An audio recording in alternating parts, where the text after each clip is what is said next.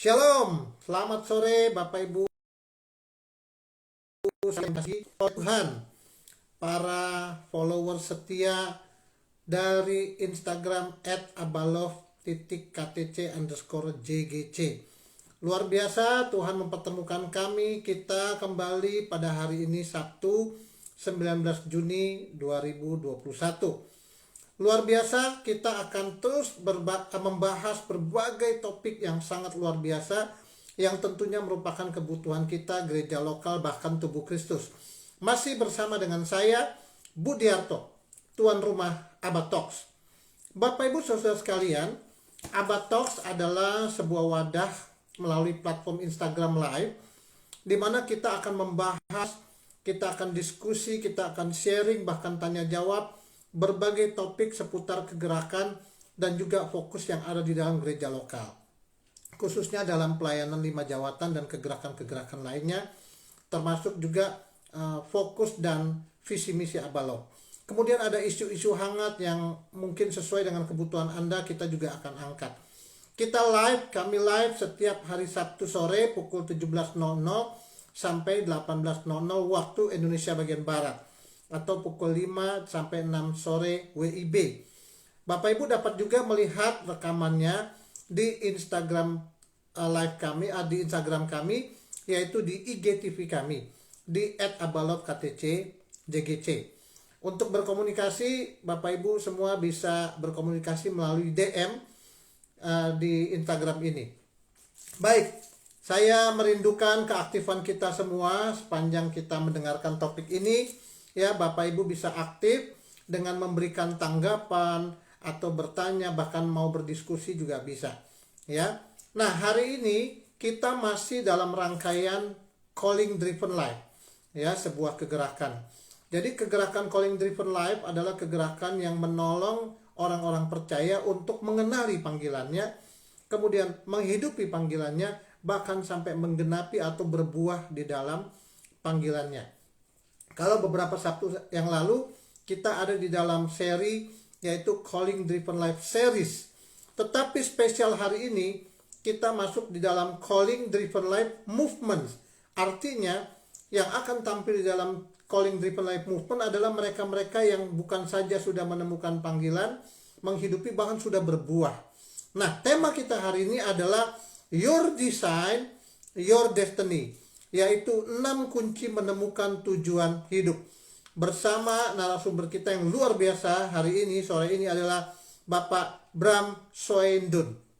Beliau adalah founder chairman dari ACTS atau X University International Ministry. Siapakah dia? Mari kita undang Bapak Bram Soeindun. Saya akan invite Kak Bram ataupun Pak Bram. Iya. Jangan lupa Bapak Ibu sekalian untuk bisa terus berinteraksi ya, aktif. Wah, shalom. Pak Bram yang Halo, sangat luar biasa, yang saya sering nonton videonya, hari ini saya live bersama dengan beliau. Apa kabar Pak Bram? sangat sehat, sangat fresh. Sangat sehat, sangat fresh. Saya tahu Pak Bram ini sangat sibuk sekali. Sekarang sedang ada di mana Pak Bram? Sedang ada di tanah airku di Kota Kupang. Wow, di tanah airnya di Kota Kupang ya. Ada kegiatan apakah di sana, Kak Bram? Ada rangkaian KKR untuk anak-anak muda di 3 kota.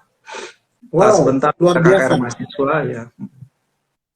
Jadi menjangkau juga sampai ke ranah mahasiswa ya, anak-anak muda, luar biasa, puji Tuhan. Ini menarik, seorang yang sangat profesional masih memikirkan juga generasi muda. Pak Bram, kita akan ngobrol-ngobrol tentang tema yaitu Your Design, Your Destiny. Yang menarik adalah desainnya ini kok sepertinya ada DESIGN.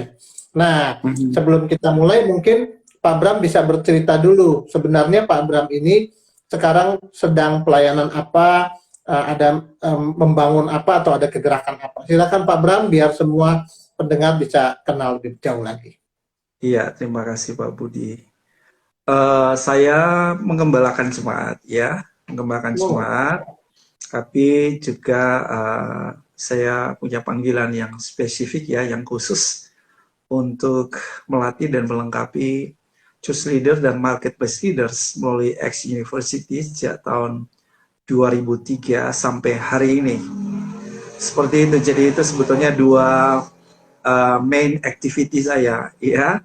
Selain ada Yes. beberapa aktivitas yang lain. Sangat menarik sekali, sangat powerful sekali. Sejak tahun 2003 terpanggil untuk melatih dan melengkapi leader. Wow, Yeah. bukan kebetulan hari ini Pak Bram mengisi Calling Driven Life Movement, karena di sini berisi orang-orang ataupun tokoh-tokoh yang memang sudah menggeluti panggilannya, bahkan sudah berbuah. Kembali ke topik dan ke tema kita, Pak Bram, tentang Your Design, Your Destiny. Apa sih yang ingin Pak Bram sampaikan kepada kita semua? Oke, yang saya mau sampaikan begini, bahwa kejadian kita di bumi ini bukan kebetulan ya. Oh, We created by design. Kita sendiri adalah sebuah desain ya. Tapi kita didesain untuk sebuah desain. Kata desain itu dalam bahasa Indonesianya artinya bentuk, pola, model, atau maksud. Oke? Jadi setiap kita ini adalah desain ilahi yang didesain untuk sebuah desain. wow. Lalu? Oke, nah itu berarti bahwa kehadiran kita di dunia ini is not by accident. Bukan sebuah kejadian yang tanpa sebuah tujuan yang spesifik. Jadi Tuhan itu mendesain kita untuk sebuah maksud yang khusus, yang khas. Nah, untuk itu kita ada di sini. Why I'm here on the earth adalah untuk fulfilling His destiny. Tujuannya yang spesifik atas setiap hidup kita. Itulah sebabnya penting buat setiap kita untuk menemukan apa desain Tuhan atas hidupku. Saya adalah sebuah desain ilahi, tapi apa sebetulnya maksud dan tujuan spesifik Tuhan atas hidupku. So we have to find out. Kita harus temukan itu. Ya, nah untuk menemukan itu tentu ada petunjuk-petunjuknya ya kan. Dan itu bukan hal yang misterius, bukan hal yang misterius ya. Hal yang mudah sekali sebetulnya, karena Tuhan memang punya kepentingan untuk kita tahu persis apa maksud Tuhan mendesain kita. Why? Karena ketika seseorang menciptakan sesuatu, dia menciptakan sebuah produk, maka produk itu diciptakan untuk memenuhi maksud daripada Sang Pencipta. Betul ya? Nah, bahwa ketika produk yang dijadikan itu tidak berfungsi dan memenuhi maksud seperti yang dijadikan oleh penciptanya, maka sebetulnya yang merasa gagal bukan produknya. Yang merasa gagal itu Sang Penciptanya. Jadi Tuhan ini punya kepentingan besar untuk kita fulfilling His purpose to our life and through our life, ya kan? Itulah sebabnya untuk menemukan apa yang menjadi rancangan spesifik Tuhan, panggilan Tuhan yang spesifik atas hidup kita, atau desain spesifik atas hidup kita, sebetulnya mudah sekali, ya. Dan saya menemukan ada 6 petunjuk, ya. 6 petunjuk kita bisa tahu apa desain Tuhan atas hidup kita. Gimana? Mau langsung saya share atau gimana nih? Sudah tidak sabar, kita ingin tahu karena waktu kita sangat berharga bersama dengan Pak Bram. Baik. Oke, desain ini adalah sebuah akronim ya. Jadi D-nya adalah yang pertama nih, ada dari D ini ada dua kata, yaitu yang pertama adalah dream. Apa sih yang menjadi impian yang kuat di dalam dirimu? Ini bisa menjadi petunjuk loh. Petunjuk bahwa hey, Tuhan lagi siapkan kamu sesuatu. Itu yang Tuhan mau lakukan. Contohnya apa? Yusuf dapat tahu panggilan Tuhan dari mana? Dia dapat dream. Impian, betul nggak? Mimpi, ya kan? Nah, kemudian di yang berikutnya ada delight, ya, delight. Sorry ya, Inggrisan ya, delight. Nah, delight itu apa sih? Hal yang paling memuaskan. Nah, ini ada hubungannya dengan passion. Jadi apa yang kita kalau lakukan itu sesuatu yang menggairahkan kita, menyemangati kita, memberikan tenaga, memberi kekuatan. Even kita itu nggak dibayar pun kita lakukan dengan sukacita, dengan sukarela. We'll love to do it. Because apa? Itu sesuatu yang memuaskan kita. Itu sesuatu yang menggairahkan kita. Itu sesuatu yang menghidupkan kita. Nah, jadi pertanyaannya adalah apa sih yang kalau saya lakukan begitu memuaskan aku, begitu menggairahkan aku, menyemangati aku, oke? Itu delight. Nah, yang kedua adalah I ya, oke? I-nya adalah experience. Nah, petunjuknya adalah apa pengalaman-pengalaman pahit, pengalaman-pengalaman paling menyakitkan ya, atau paling buruk yang Anda pernah alami. Nah, seringkali itu menjadi sesuatu yang kelihatannya kebetulan, tapi sebetulnya nih ya, ada maksud Tuhan di balik pengalaman-pengalaman itu, di mana bisa saja Tuhan mendesain Anda ya, atau Tuhan mendesain saya untuk melakukan sebuah tugas khusus yang ada korelasinya dengan pengalaman-pengalaman tersebut. Misalnya nih, seseorang yang pernah punya pengalaman kemiskinan yang begitu menyakitkan, bisa saja terjadi satu hari ternyata Tuhan itu membawa dia kepada panggilan kemanusiaan, di mana dia mau membawa kasih Kristus ya, dalam perbuatan yang nyata kepada orang-orang termiskin, untuk mengentaskan kemiskinan dan memberdayakan mereka secara ekonomi. Bisa jadi seperti itu ya kan? Nah, oke, karena waktu terbatas saya nggak bisa berikan banyak contoh ya. Misalnya Martin Luther King Jr. ya, dia itu seorang pendeta, tapi pendeta itu merupakan peran sebetulnya, profesi dia. Tetapi calling dia sebetulnya adalah apa? Sebagai pembebas diskriminasi rasial bagi keturunan kulit hitam Amerika di Amerika. Kenapa dia bisa tahu callingnya dia? Karena dia punya experience, dia punya pengalaman buruk, gimana dia diperlakukan tidak adil dan menyakitkan. Seperti itu ya kan? Nah, oke, saya cepat aja nih. Kemudian yang ketiga adalah S-nya ya. DES. Nah, S itu solution. Solusi. Jadi apa yang ini petunjuknya? Apa yang kalau Anda lihat persoalan, masalah, kayaknya Anda punya jawaban. Aku tahu tuh jalan keluarnya kayak begini nih. Rasanya tuh Anda punya jawaban untuk persoalan atau masalah itu. Nah, bisa jadi itu petunjuk bahwa itu panggilan Tuhan atas hidup Anda. It's your design. Ya kan? Oke? Sebab sederhananya begini. Kalau mungkin teman-teman pernah tahu ada Dream Church di Amerika. Pendirinya adalah senior pastornya adalah Tommy Bernard. Dia punya 250 pelayanan di gereja dia. Ya, sederhana sekali. Dia latih jemaatnya begini. Temukan masalah dan berikan jawaban. Temukan orang terluka dan sembuhkan.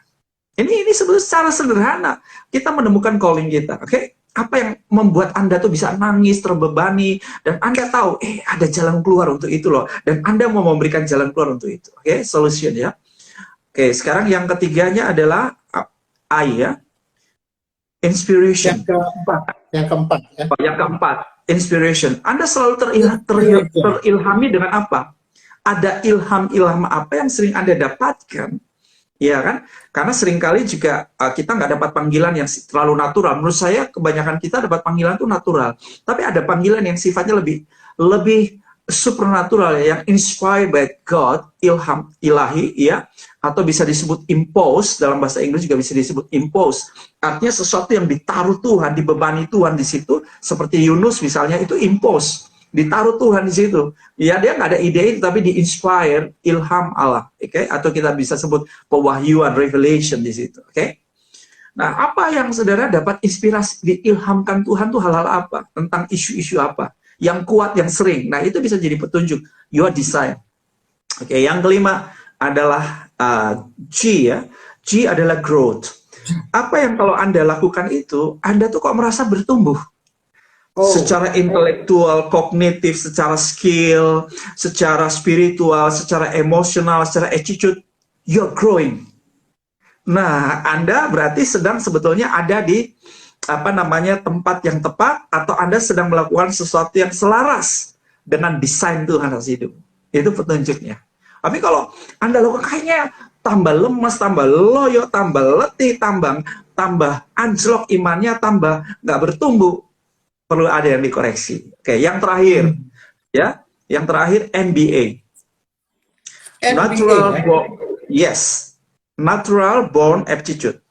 Ini juga kepanjangan born aptitude. Kepanjangannya adalah kecerdasan alami atau bakat-bakat alami atau potensi yang sudah Tuhan taruh sejak dalam kandungan ibu kita. Ya, natural born aptitude. Jadi secara natural, setiap kita ini memang sudah ditaruh Tuhan kecerdasan. Jadi nggak ada orang bodoh. Semua orang ada kecerdasannya, ya kan? Minimal satu kecerdasan, ya. Nah, intelijensia yang Tuhan berikan atau potensi itu bisa berupa apa? Kecerdasan natural kita, gift, karunia-karunia, bakat-bakat, talent kita, skill-skill kita, itu semua bisa menjadi sebuah NBA buat kita. Nah, NBA ini menjadi satu petunjuk karena NBA ini melengkapi kita untuk memenuhi supaya kita dapat mengerjakan tugas dan tanggung jawab kita dengan maksimal. Maka kita perlu dilengkapi dengan talent-talentnya. Seperti itu. Nah, ini bisa jadi petunjuk buat kita menemukan our design, our God's calling for us. Thank you. Wah, luar biasa sekali, Pak Bram. Ini kalau diurai satu persatu secara mendalam, saya yakin butuh 6 kali pertemuan. Saya udah bikin bukunya, brother. Jadi udah 90% mau rampung nih bukunya. Oh iya, luar biasa ya. Pak Bram, saya ada timbul pertanyaan tadi tentang pengalaman buruk. Di mana tadi ya waktu experience itu dikatakan bahwa kita akan bisa mendeteksi, akan mendapatkan petunjuk salah satunya melalui pengalaman buruk kita yang tadi diambil contoh miskin ya.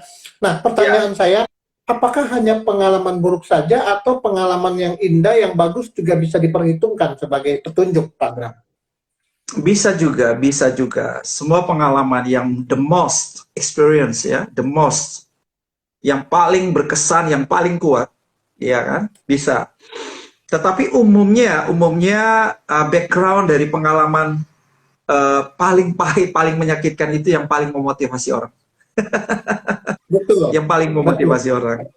Ya, kita juga sering melihat adanya orang-orang yang akhirnya ahli di bidangnya itu karena kegagalan-kegagalan, bahkan kepahitan-kepahitan nih Pak Bram ya yang dia alami ya. Ternyata itu tidak membuat dia terpuruk, malah itu menantang dia untuk menjadi orang yang ahli dan kompeten di bidang itu. Luar biasa. Pak Bram, menarik sekali dengan NBA tadi ya.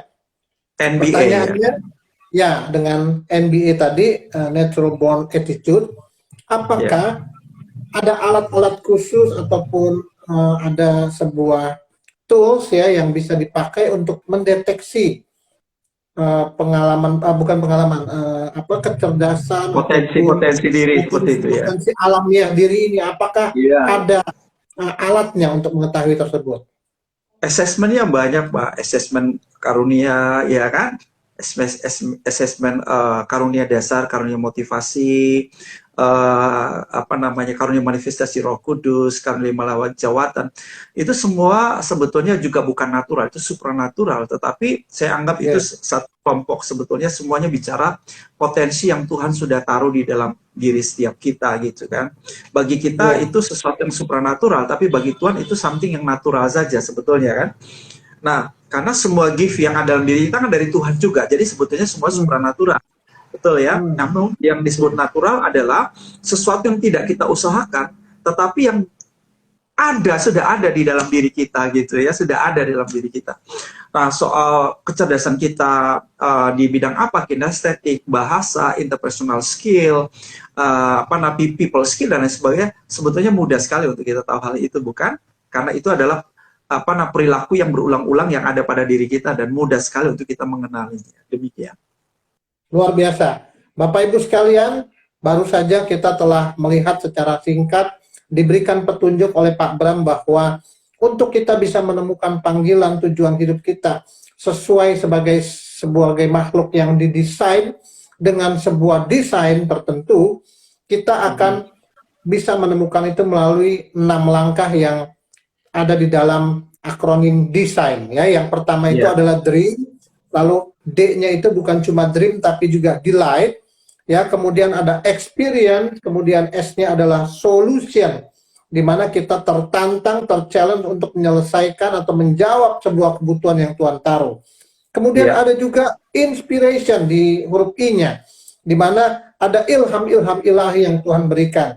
Dan kemudian huruf J-nya adalah grow, artinya ketika kita mau melihat konfirmasinya ada pertumbuhan yang jelas. yang bisa Yeah, yeah. dideteksi sebagai konfirmasi, begitu Pak Bram ya. Yes, yes. Dan yang terakhir adalah apa yang Tuhan taruh, apa yang Tuhan install ke dalam diri kita, bukan cuma Yeah, desain, tapi sekaligus dengan fitur-fiturnya Tuhan kasih dalam diri kita, yeah. yaitu NBA tadi. Luar biasa sekali Pak Bram. Yang menarik hari ini adalah sebagai tokoh ataupun bagi saya seorang pribadi ya, beberapa orang juga cerita kepada saya, Pak Bram itu luar biasa. Kami ingin tahu betul apakah dreamnya dari awal Pak Bram pernah bermimpikah atau delightnya apa, kemudian punya experience apa yang mungkin buruk ataupun holy discontent di dalam hati, sampai akhirnya Pak Bram hari ini bisa menjadi berkat, bisa terpanggil melatih, memperlengkapi para leaders. Kita pengen dengar kesaksiannya Pak Bram nih, prosesnya seperti apa. Ya, terima kasih Pak Budi. Ya, sedikit saya jelaskan dulu bahwa kita bisa temukan apa calling kita atau spesifik calling kita atau desain kita, the uniqueness of daripada panggilan Tuhan dalam diri kita. Dari 6 petunjuk tadi ya, DESIGN. Ketika kita menjawab pertanyaan-pertanyaan, jadi kita mesti bikin pertanyaan, lalu jawab pertanyaan-pertanyaan itu, gitu ya. Dan itu bisa seperti puzzle-puzzle terpisah satu dengan yang lain, gitu ya. Puzzle-puzzle, kepingan puzzle. Tapi nanti bagaimana kita menemukannya, yaitu kita coba untuk mencocokkan, menggabungkan kepingan puzzle tadi. Supaya kita ketemu, oh ini sebetulnya jalurnya di mana nih, yang pas, gitu loh. Ya kan? Atau sambungannya yang mana nih, benang merahnya yang mana, seperti itu ya. Bisa saja dari satu D saja mungkin kita udah jelas, oh ini panggilanku ini, atau dari I saja sudah jelas, ya seperti itu. Oke, itu sedikit tambahan. Nah, ya, ya saya lahir baru dari usia 13 tahun ya, lahir baru usia 13 tahun. Nah, saya ingat saya waktu usia 6 tahun. Saya itu bilang kepada pendeta saya bahwa besar nanti saya akan jadi pendeta. Karena pendeta itu banyak uang. Saya ingat betul, saya nggak lupa. Pernyataan itu ya, saya ingat pendetanya tinggi, saya begitu pendek karena usia 6 tahun, saya lihat dia ke atas, saya bilang, Pak Pendeta, besar nanti saya mau jadi pendeta karena pendeta banyak uang ya. Seperti itu. Saya nggak tahu itu kata-kata dari mana tuh tiba-tiba begitu ya.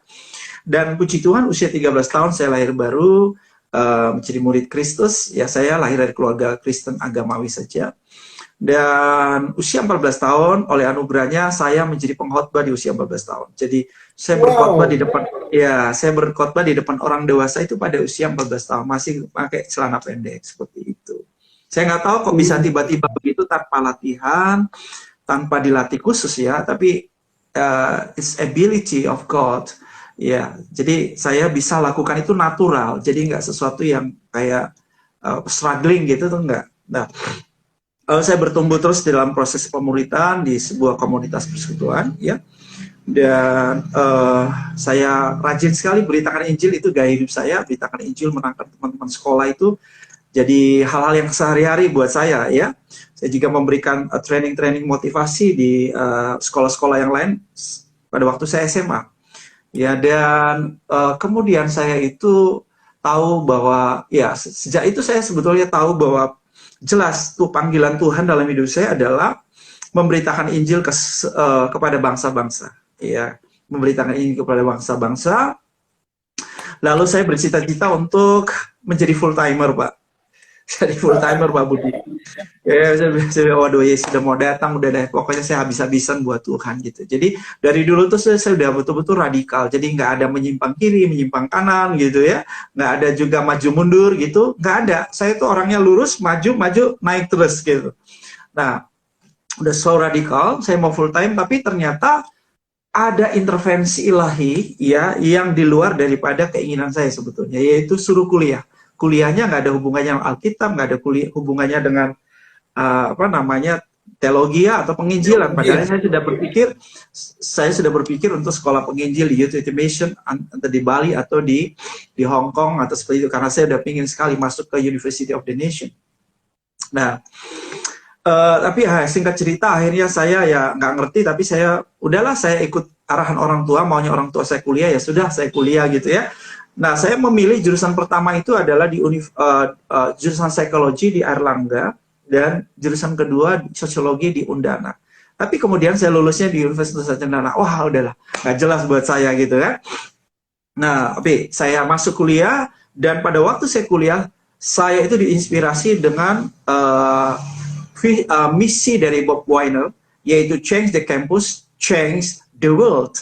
Dan itu like impulse, inspiration, itu inspirasi ilahi yang datang. Saya nangkap itu dan ada kegairahan dalam diri saya untuk yes, change the campus, change the world. Lalu saudara, saya mulai jangkau mahasiswa dari 2-3 orang, saya mulai komunitas di tahun 97, 6 bulan kurang lebih kita hanya beberapa orang. 98 kita mulai gerak, dan puji Tuhan sampai terjadi ribuan mahasiswa pelajar. Termasuk di dalamnya saudara Ayub Bansole, ya. Saudara Ayub Bansole itu lahir dari gerakan itu, ya. Seperti itu, karena dia diinjil oleh murid-murid kita yang ada dari kegerakan saya itu di sekolah, dan dia bergabung. Ceritanya begitu. Nah, jadi kegerakan itu telah melahirkan begitu banyak sekali pelajar mahasiswa sekota, mostly student university, dan mereka itu dimuridkan, dan mereka itu menjadi pemimpin-pemimpin di berbagai bidang, dan mereka itu adalah orang-orang yang luar biasa, excellent, unggul, karena sudah dibangun dengan dasar pemuridan yang kuat sekali. Nah, jadi seperti itu. Kemudian saya merasa ada panggilan Tuhan untuk mulai mengembalakan gereja di tahun 89. Kemudian saya dituntun Tuhan untuk bertemu dengan Kak Sam, Kak Samiton, Kak Edileo, Kak Sofian di Abalaf, dan kemudian kami di covering sama Abalaf, lalu ya terus di mentoring oleh penatua-penatua kita ini. Dengan setia mereka melayani kita, jadi impartasi, investasi, inspirasi kehidupan mereka sudah sangat kuat sekali, membentuk siapa saya sampai hari ini, seperti itu. Ya, harus diakui, mereka mempunyai pengaruh besar dalam hidup saya. Nah, saya bertumbuh dengan pemuritan yang sangat kuat dan sangat konsisten di dalam pemuritan, dan bagi saya itu kayaknya segala-galanya gitu ya, bahwa untuk menghasilkan, memproduksi pemimpin-pemimpin terbaik harus lewat pemuritan, seperti itu. Nah, kemudian pada waktu saya 2001, jadi saya mengembalakan jemaat, kemudian 2001 saya sama istri anak pindah ke Australia, karena tahun 97 Tuhan suruh saya buka ladang baru, yaitu di Australia. Jelas saya dapat waktu saat teduh Tuhan bicara, ya, dan saya tiba-tiba wow, exciting bahwa Tuhan mau bawa ke sana, dan akhirnya saya ke Australia, memuridkan di sana, merintis jemaat di Australia. Dan di Australia itu Tuhan bicara jelas sama saya bahwa krisis terbesar sepanjang peradaban hidup manusia ini adalah krisis kepemimpinan. Kalau kamu bisa melengkapi pemimpin, maka transformasi bakal terjadi. Transformasi terjadi melalui pemimpin. Pemimpin dari mana? Pemimpin keluarga. Yang pertama, pemimpin dari keluarga. Yang kedua, pemimpin di mana? Church place dan marketplace. Yang ketiga, yaitu calon pemimpin, youth. Itulah sebabnya Tuhan kasih saya sebuah misi, Eagles Fly from Indonesia to the Nation. Eagles itu adalah equip ambassador of God in leadership to be excellent in 7 spheres, ya. Lalu fly-nya adalah family, L-nya leaders, Y-nya youth. Itulah sebabnya sampai sekarang saya melengkapi keluarga, para pemimpin, dan youth sampai sekarang, ya. Dan di mana? Di Indonesia dan di beyond to the nation. Dan puji Tuhan sudah sampai hari ini saya melengkapi lebih dari 12.000 leaders. Di Cina 5 kali saya ke sana, Hong Kong berkali-kali, Vietnam, Filipina, Timor Leste, Singapura, Brunei, Australia, Belanda, ya. Jadi banyak sekali negara-negara ini yang saya datang untuk melatih, melengkapi para leaders. Jadi mostly leaders. Saya pernah membawa juga 7 pemimpin dari China, 6 pemimpin dari China, yang satu punya jemaat 3.000, yang satu punya 1.500, yang lain lagi ratusan. Saya biayai mereka datang ke Jakarta, saya train mereka 10 hari, saya datangkan banyak pembicara yang bagus, latih mereka, lalu mereka balik ke China. I really love leaders. Karena saya tahu mereka strategic people, kalau mereka bisa dipulihkan, bisa dilengkapi, pengaruh yang mereka bawa lebih besar, lebih berdampak daripada sekedar jemaat pada level bawah seperti itu. Ya, kurang lebih begitu, Pak. Sangat natural sekali, saya sangat natural. Jadi saya nggak dapat satu panggilan yang terlalu supernatural. Hanya sebuah insight sederhana yang menerobos mindset saya, yaitu bahwa starting from leaders. Pak Bram, ini sangat luar biasa karena apa yang Pak Bram sampaikan di awal tentang 6 petunjuk untuk bisa menemukan panggilan hidup kita atau tujuan hidup kita, saya melihatnya itu di dalam kisah kesaksiannya Pak Bram. Ini yang saya temukan Pak Bram. Ketika Pak Bram berkata bahwa sejak umur 13 aja sudah baru bertobat, kemudian 1 tahun kemudian sudah menjadi pengkhotbah, saya melihat huruf G, yaitu grow, ya, grow yang begitu sangat cepat, ya, untuk hari gini orang aja mesti sekolah teologi dulu dan sebagainya, itu baru WL dulu, belum bisa langsung khotbah.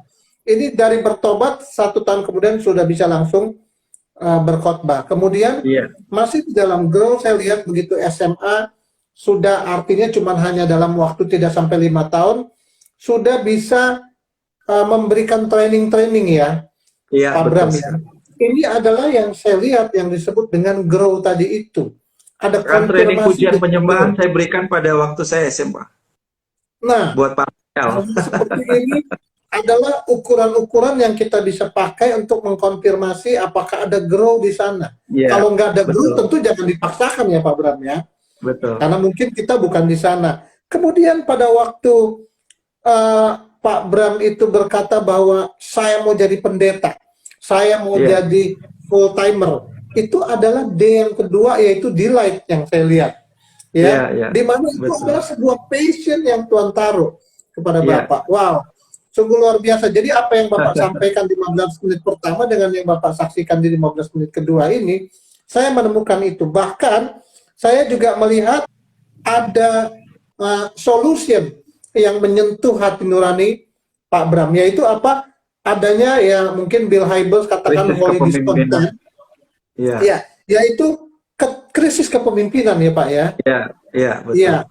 Jadi seperti Pak Bram bilang tadi bahwa itu semua akan menjadi puzzle ya, mana yang kuat disambungkan dan itu akan meneguhkan, dan itu membuat Pak Bram mantep ya Pak ya. Pertanyaan saya Pak Bram, apakah Pak Bram sebelumnya punya mimpi seperti hari ini yang kenyataannya sudah menjadi pemimpin, sudah menjadi berkat bagi para leader-leader? Apakah sebelumnya pernah bermimpi demikian? Atau Pak Bram hanya menjalani petunjuk-petunjuk? Iya, impian-impian, cita-cita ya. Jadi seperti usia 6 tahun itu kan sebetulnya cita-cita ya. Pengen jadi pendeta itu cita-cita, ya kan? Kemudian usia 13 tahun lahir baru, kemudian saya sudah membayangkan bahwa saya akan memberitakan Injil ke bangsa-bangsa. Itu sejak usia 13 tahun itu. Ya, dan saya ya konsisten ya. Kemudian saat saya kuliah, sebelum saya selesai kuliah, dekan saya memanggil saya untuk menawarkan saya untuk menjadi dosen di universitas negeri ya. Karena saya salah satu mahasiswa teladan se-universitas. Sehingga ya saya diminta untuk jadi mahasiswa, tapi saya bilang sama dosennya, dekan saya bilang gini, sorry Pak, minta maaf, terima kasih buat tawaran Bapak, tapi selesai kuliah saya ini, saya akan langsung pergi memberitakan Injil ke bangsa-bangsa. Gitu. Jadi saya udah jelas kok, yang saya nggak meraba-raba, memang udah ada di hati saya. Dan di usia 21 tahun, Pak Budi, untuk pertama kali Tuhan mau bawa saya melayani di Australia, Pak. Di usia 21 tahun. Pak. Saya sangat muda ya. Ya, saya keluarga sederhana yang nggak mungkin membiayai saya, tapi amazing. Ya, Tuhan punya cara, karena ya Tuhan punya cara ya. Jadi saya bisa ada di sana, keliling berbagai negara bagian atau kota-kota besar di Australia. Dia ya jadi berkat untuk Australia. Kemudian sejak usia itu saya bolak-balik ke Australia beberapa kali. Kemudian terakhir ya tadi saya sama keluarga juga menjadi misionari di Australia gitu ya. Saya bawa istri Luar dan anak biasa. saya. Bapak Ibu Saudara, jangan lewatkan. Kita akan terus lanjutkan. Kalau ada pertanyaan, Bapak Ibu silahkan ketik di dalam room chat dan kita akan bahas pertanyaan-pertanyaan yang Bapak Ibu sampaikan. Nah, Pak Bram, ada yang menarik dari kata yang diulang-ulang beberapa kali oleh Pak Bram, yaitu saya memuridkan, dan saya memuridkan. Nah, bolehkah kita mendengar secara langsung kalau ada di sini orang-orang yang Bapak muridkan yang bisa kita ajak ngobrol untuk melihat bagaimanakah seorang Pak Bram yang dipanggil Tuhan pada usia 13 tahun sampai akhirnya membawa dampak ke begitu banyak bidang, ke begitu banyak orang-orang, tapi fokusnya adalah di leadership. Bagaimana Pak Bram? Ya. Silakan Pak. Oke, baik Bapak Ibu, bersama dengan kita ada dua pribadi yang dimuridkan langsung oleh Pak Bram, dan kita akan mendengar, kita akan invite mereka untuk bisa bersama-sama dengan kita untuk kita ngobrol. Saya sudah invite, yaitu Pak Jonas dan juga Pak Yopi yang akan bersama-sama dengan kita. Baik, ini yang baru saja muncul bersama dengan kita adalah Pak Jonas. Iya, dan kemudian ada juga Pak Yopi. Apa kabar Pak Jonas? Baik, dalam keadaan sehat. Iya. Pak Jonas yang belakangnya ada banyak figura. Sekarang sedang berada di mana nih Pak Jonas?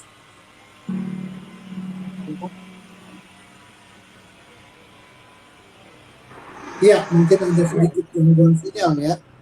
Pak Jonas, apakah bisa mendengar saya? Oh ya, saya sudah bisa mendengar. Oke, Pak Jonas sedang ada di mana nih sekarang? Saya lagi ada di rumah, Pak, dengan keluarga. Di mana itu rumahnya? Ini di Lasiana, daerah Kota Kupang, di Nusa Tenggara Timur. Oh, jadi Pak Jonas ini di Kupang ya? Lokasinya sama dengan Pak Bram ya. Di sana berarti bedanya 1 jam ya, Bapak duluan ya. Oke, baik, Ya. terima kasih, selamat bergabung. Juga ada Pak Yopi bersama-sama dengan kita. Apa kabar Pak Yopi? Salam Pak, baik Pak kabarnya. Ya, Pak Yopi lagi ada di mana sekarang? Apa di Kupang juga? Saya di rumah Pak. Oh, di mana Pak? Saya di rumahnya? rumah di Sunter Pak. Di Sunter, baik.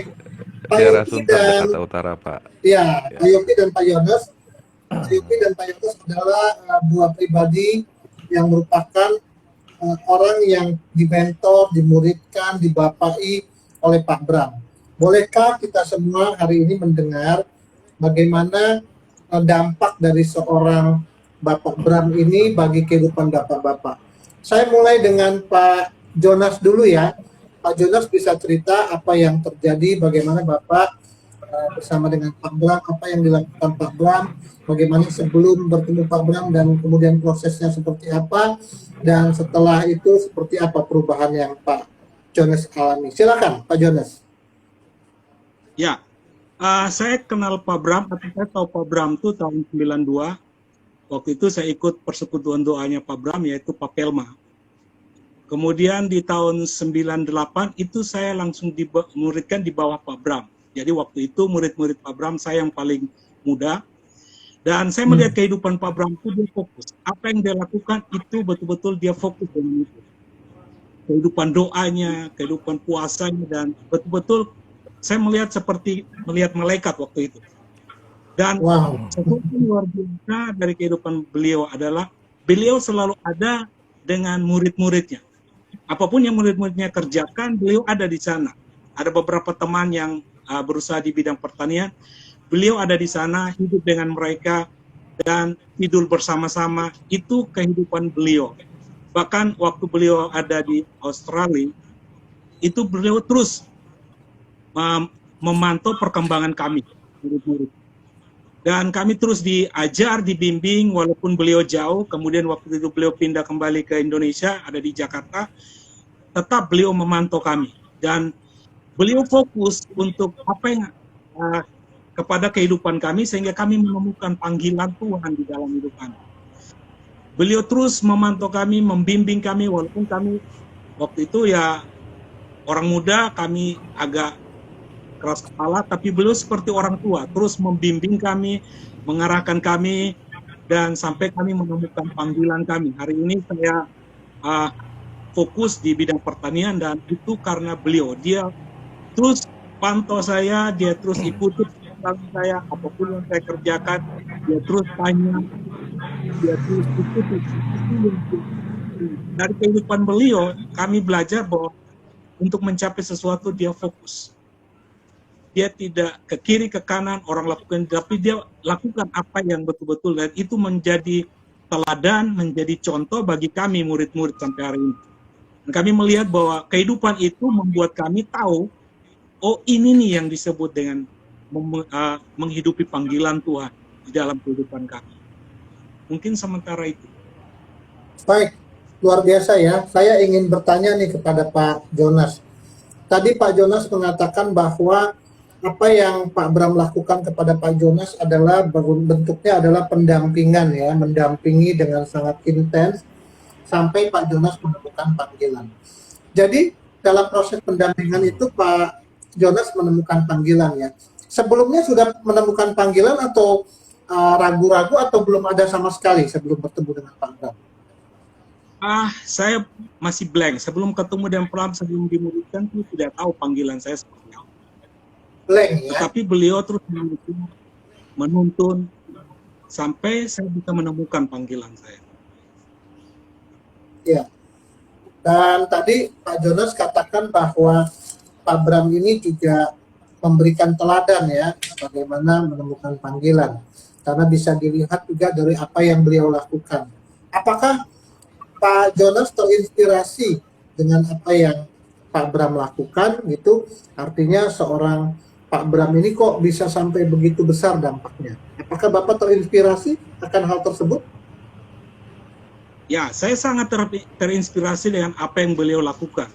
Dan beliau menunjukkan satu keteladanan dalam melakukan sesuatu yang fokus di dalam panggilan Tuhan atas hidupnya.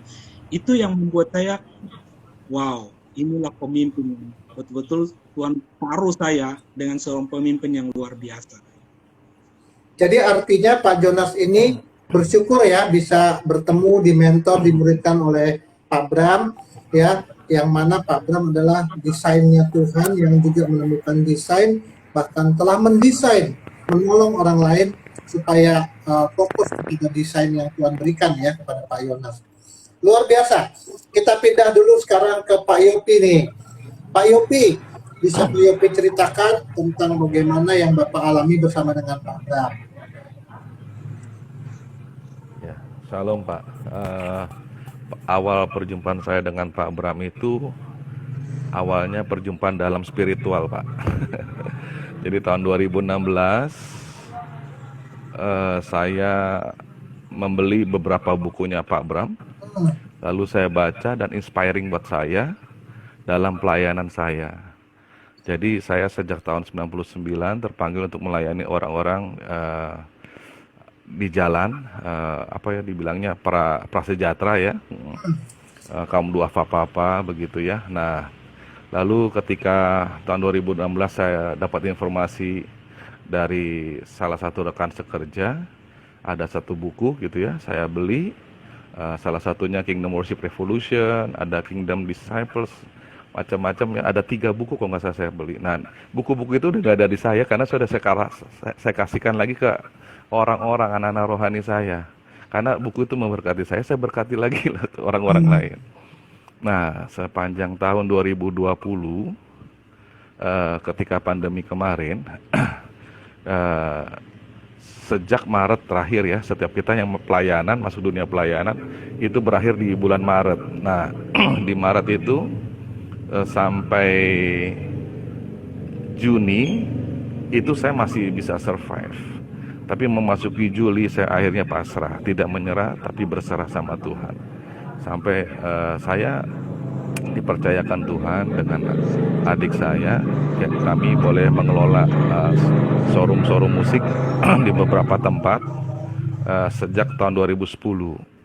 Nah, dengan tujuan saya dengan hasil dari penjualan alat musik itu bisa membiayai pelayanan saya, gitu ya.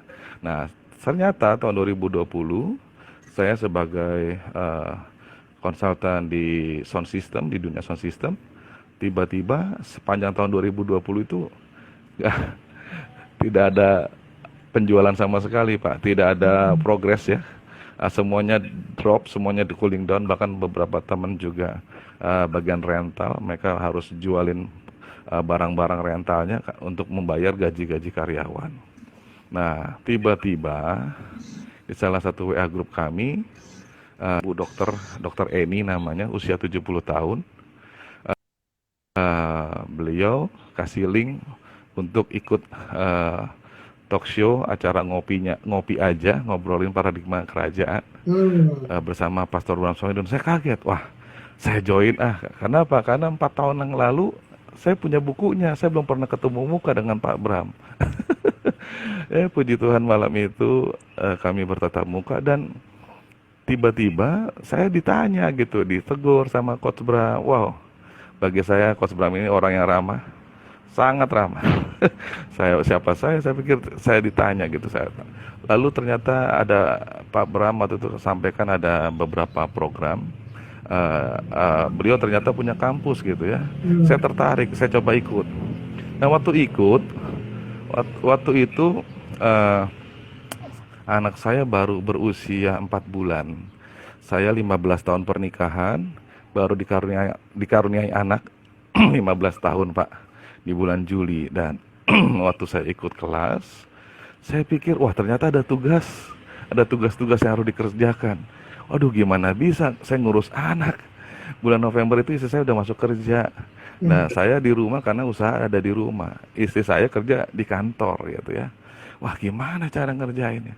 2 hari saya diam. Di hari ketiga, tiba-tiba Coach Bram kasih posting di WA grup. Terima kasih ini. Jadi ada seorang ibu yang baru melahirkan bisa menyelesaikan tugasnya. Wah, saya tertantang loh. Itu ibu bisa, kenapa saya nggak bisa?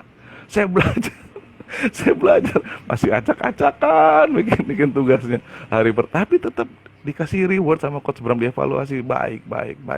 Di hari ketiga keempat mulai dikasih apresiasi lebih lagi. Dan akhirnya saya mulai terbuka di situ. Wah, ini tiba-tiba ini bisa menyemangati saya gitu. Nah, visi saya selama 2020 itu mulai padam, tiba-tiba masuki Januari itu visi saya mulai bangkit lagi, mulai terang lagi, saya mulai bersinar lagi visi saya. Kenapa?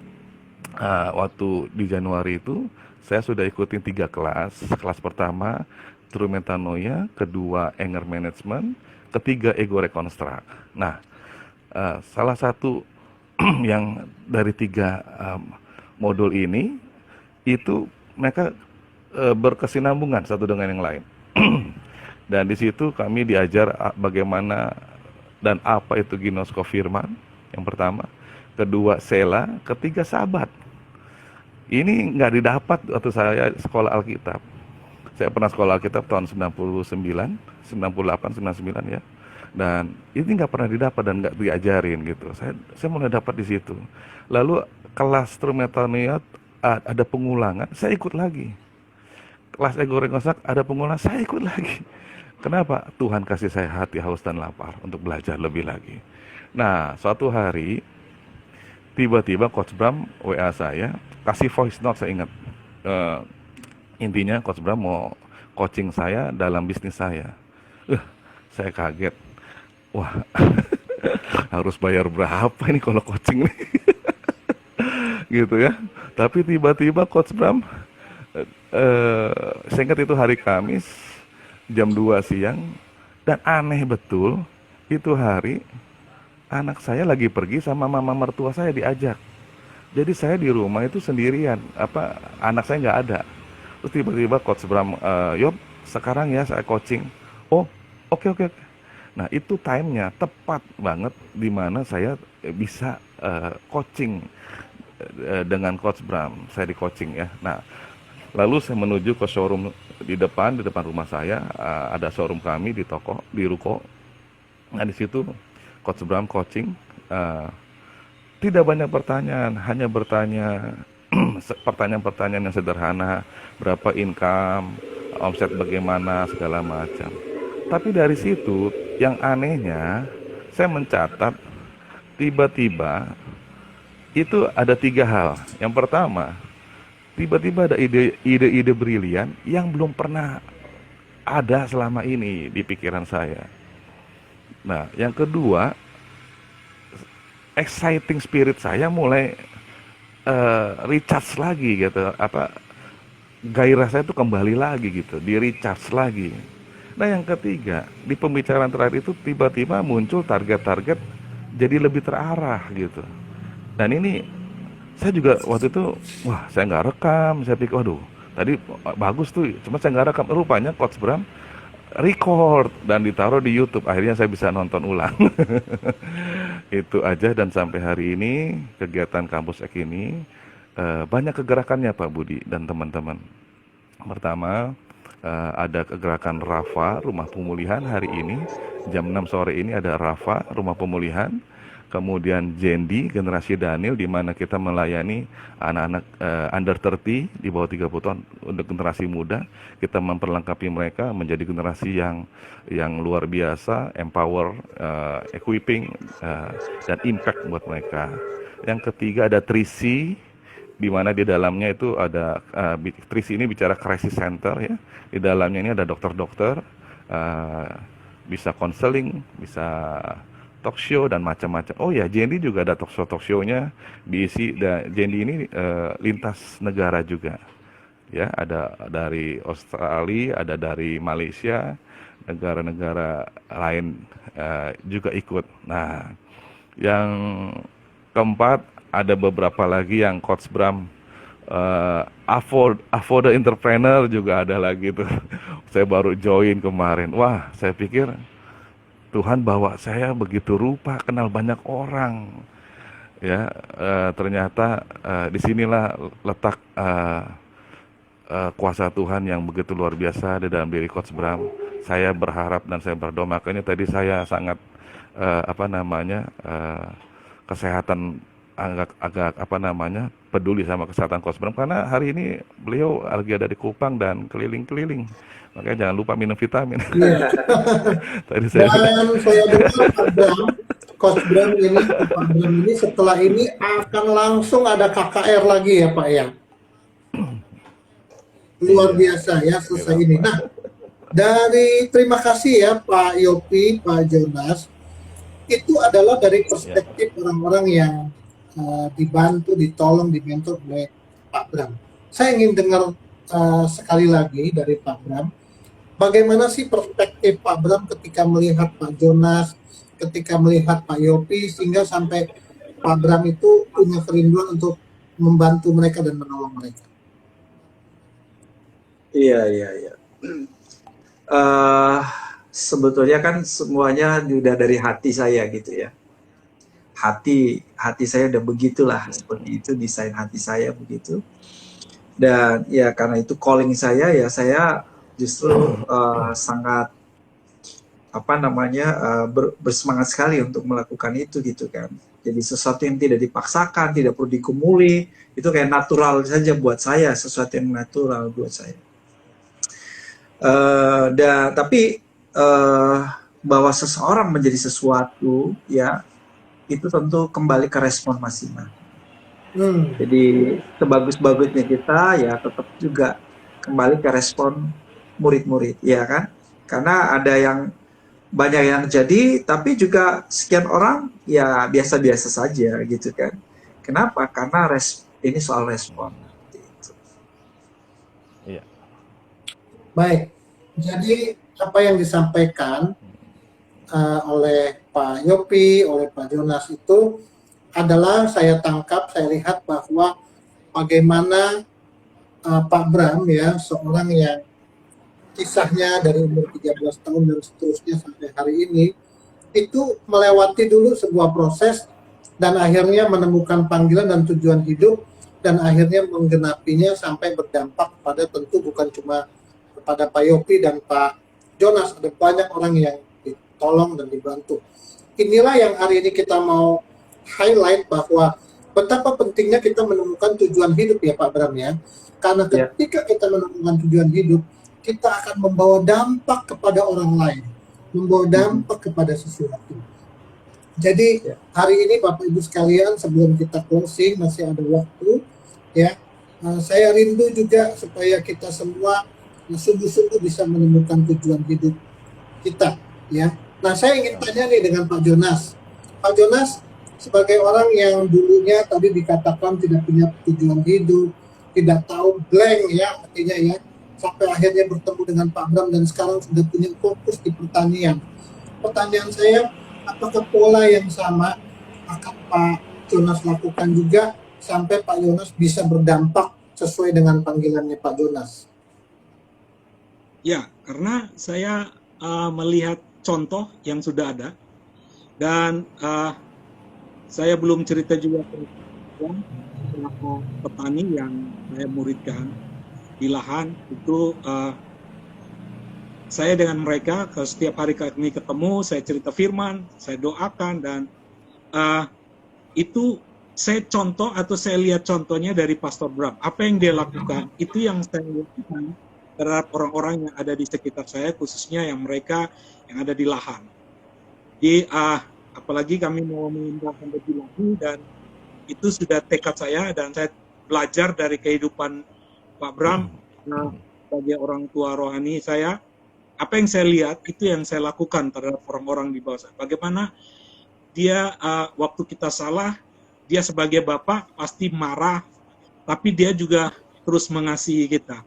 Nah, itu yang membuat saya terinspirasi untuk saya lakukan pada orang-orang yang ada sementara saya bina mereka. Baik, berarti Pak Jonas juga akan menjadi berkat nanti ya bagi orang lain dan berdampak. Bagaimana dengan Pak Yopi?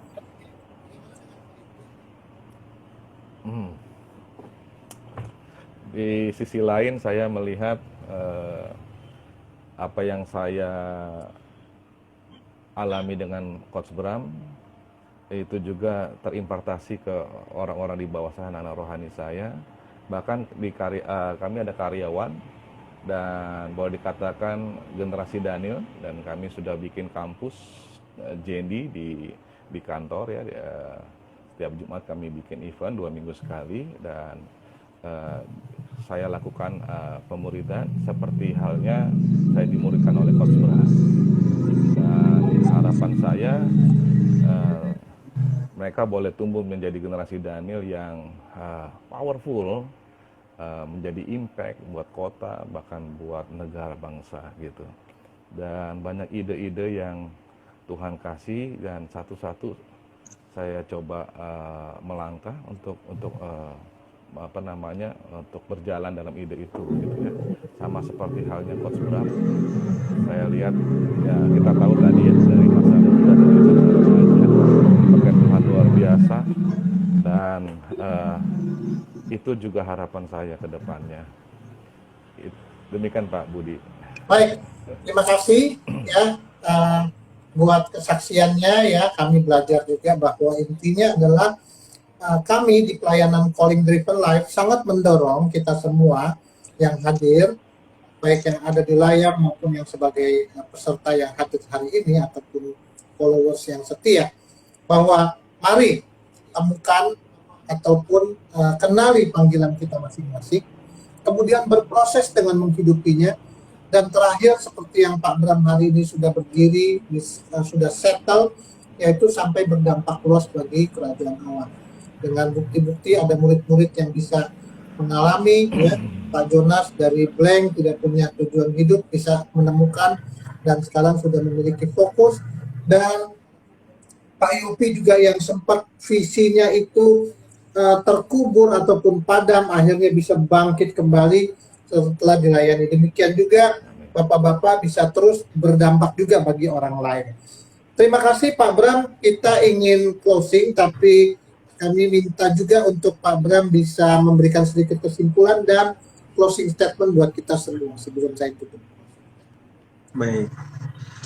Sebagaimana setiap produk diciptakan untuk memenuhi sebuah tujuan, sebuah maksud, sebuah alasan, demikian pun hidup kita diciptakan oleh Tuhan untuk memenuhi sebuah maksud, sebuah tujuan. Dalam Efesus 2 ayat yang ke-10 dikatakan, karena kita ini buatan Allah, diciptakan dalam Kristus Yesus untuk melakukan pekerjaan baik yang dipersiapkan Allah sebelumnya Ia mau supaya kita hidup di dalamnya. Kristenan yang sejati dan sukses yang sejati adalah hidup sesuai dengan desain Tuhan atas kita. Tuhan memberkati. Baik, terima kasih sekali lagi Bapak Ibu sekalian, kita sangat diberkati dengan 3 pribadi yang sudah memberikan kesaksiannya kepada kita semua. Nah, Bapak Ibu, kita akan setiap Sabtu bertemu kembali dan juga nanti di dalam Calling Driven Life Movement yang akan datang entah beberapa Sabtu ataupun beberapa bulan ke depan. Bapak Ibu juga akan menemukan tokoh-tokoh atau orang-orang yang sudah menemukan panggilannya dan kita bisa ngobrol bersama, belajar darinya. Ya, Bapak Ibu, komunikasi bisa dilakukan via DM kalau ada pertanyaan ataupun ada hal-hal yang ingin ditanyakan di dalam direct message kepada Instagram kami di @abalokttcggc. Tetap setia ya, dan ajak teman-teman untuk bisa follow dan juga lihat notifikasi dari akun kami. Mungkin barangkali nanti ada hal-hal yang akan kita lakukan, kita bergerak bersama-sama. Sabtu depan kita akan bertemu lagi di dalam Abad Talks tanggal 26 Juni 2021. Sebuah tema yang sangat menarik bagi Bapak Ibu sekalian kita semua follower setia. Temanya adalah keluarga Eden, bukan Edan. Ya, berbicara tentang rumahku, kawasan hadirat Tuhan. Siapa narasumbernya? Silakan Bapak Ibu tunggu e-flyer ataupun pengumumannya dalam ibadah minggu. Terima kasih sekali lagi Pak Bram yang sudah memberkati di tengah-tengah kesibukannya, Pak Jonas ya yang bisa hadir dan memberikan peneguhan atas apa yang kita topik hari ini, dan juga Pak Yoti ya, terima kasih buat atensinya, buat perhatiannya. Saya Budiarto, tuan rumah Abad Talks, mohon diri dari layar Anda dan sampai ketemu Sabtu depan. Tuhan memberkati. Shalom. Bye-bye. Memberkati Pak Budiarto. God bless you. Pak Jones, Pak Yopi, thank you. Memberkati Pak Budi.